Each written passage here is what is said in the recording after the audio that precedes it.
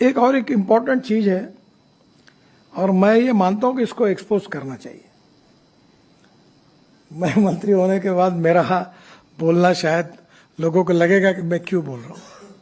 ये जो डीपीआर बनाते हैं, इतने घटिया क्वालिटी के डीपीआर बनाते हैं और हमको भी कोई शर्म नहीं आती कि वही प्रोसेस से वही गलत डीपीआर हम स्वीकार करते हैं, ना उनके ऊपर कार्रवाई होती है।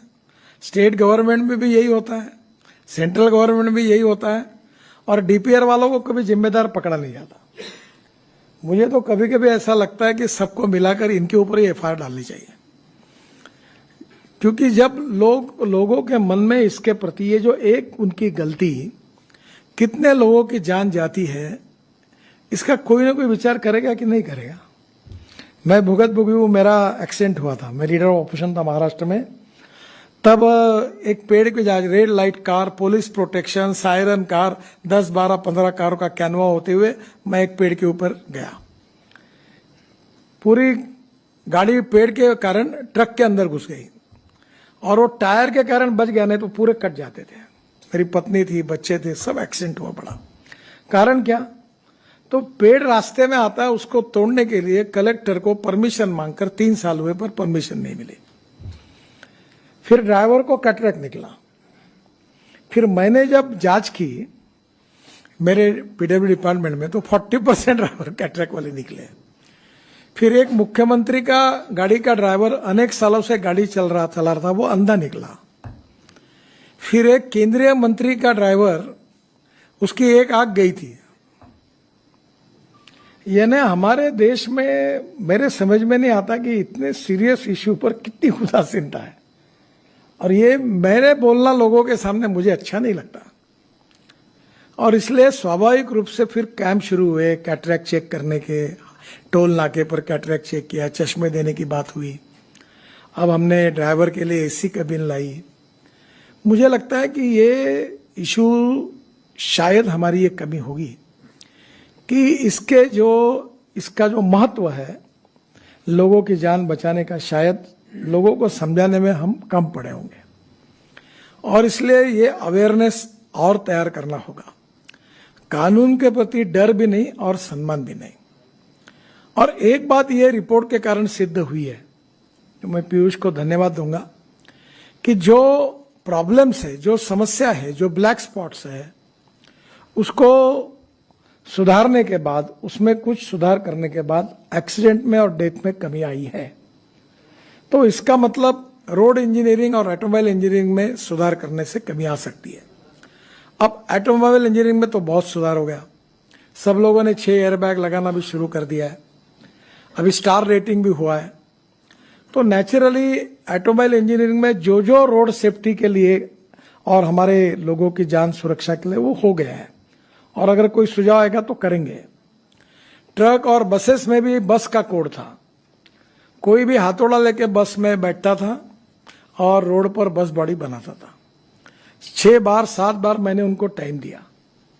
अभी हमारे यहाँ समृद्धि महामार्ग पर एक बस आई, जल गई, 50 लोग मर गए। उस दिन मैं इतना गुस्सा हो गया, मैंने बोला सेक्रेटरी जी को कि ये खत्म करो इसको। अब प्रॉब्लम यह है कि बसेस में जब अभी ये जो बड़े कंपनी ने बसेस बनाए, अभी मैंने एक स्लीपर कोच बस बेंगलोर में लॉन्च किया था।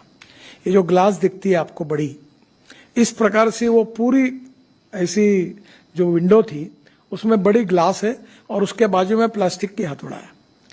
अगर बस गिर गई तो हथौड़े से वो तोड़कर वो बाहर आ सकते हैं। ये भी सुविधा ये अभी बस में नहीं थी। घटिया क्वालिटी कितनी बनाना सस्ता बनाने के लिए, तो उसके कितने लोग मर रहे हैं।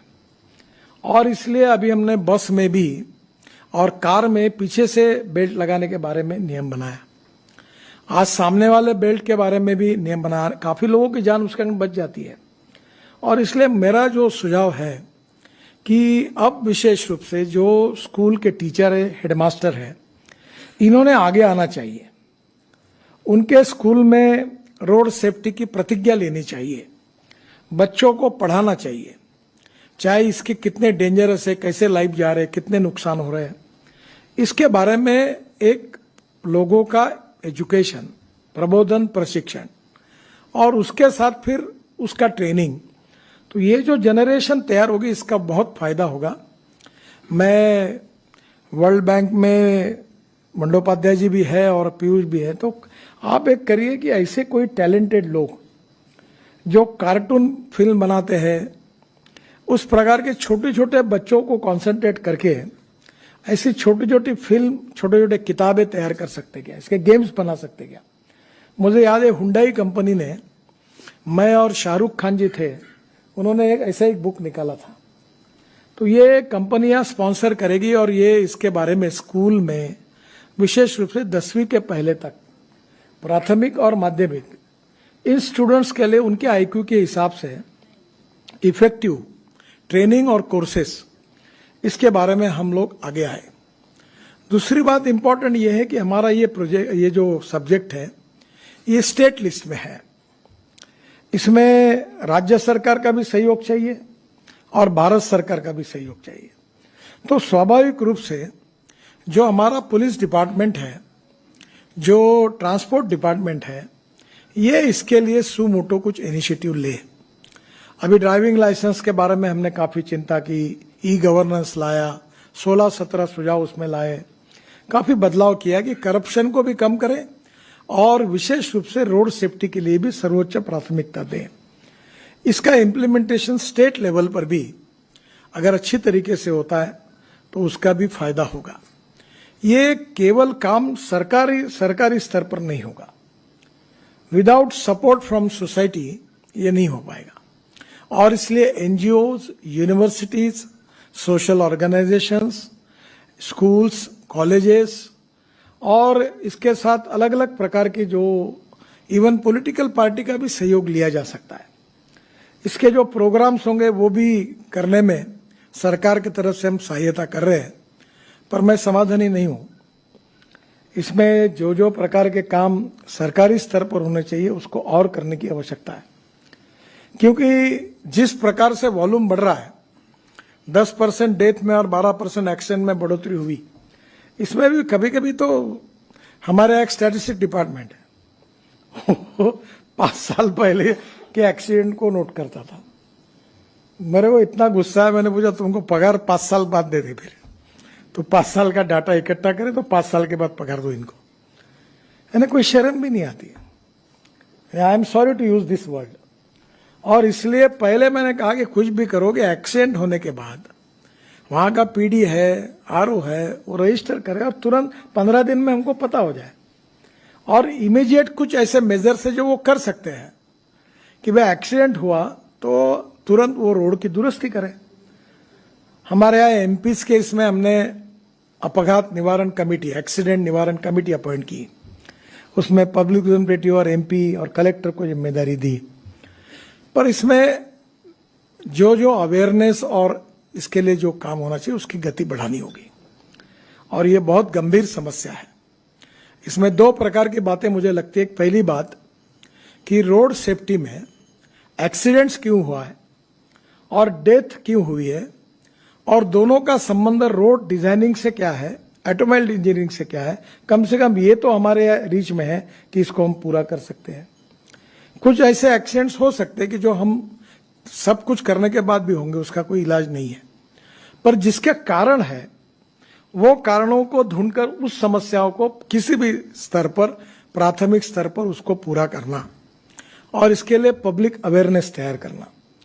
हमारे यहाँ नागपुर में एक अच्छा प्रोजेक्ट चला, मुझे नहीं लगता था उसको सक्सेस मिलेगा, कि उन्होंने क्या किया, जो रूल्स ऑफ द रोड का पालन करते हैं उनको बोनस पॉइंट मिलने लगे, और वो बोनस पॉइंट के आधार पर कोई पिज्जा हट में उसको कंसेशन मिलने लगा, कोई रेस्टोरेंट में मिलने लगा, कोई मॉल में मिलना पड़ा। तो उसके कारण लाखों लोग अब उसका एडवांटेज लेने लगे। तो एक प्रिंसिपल और फिलॉसफी ऐसी है कि अच्छे काम करने वालों को अवार्ड और बुरे काम करने वालों को सजा। तो नेचुरली ये अवार्ड मिलने लगे, उसके कारण भी कानून के प्रति उसका पालन करना चाहिए।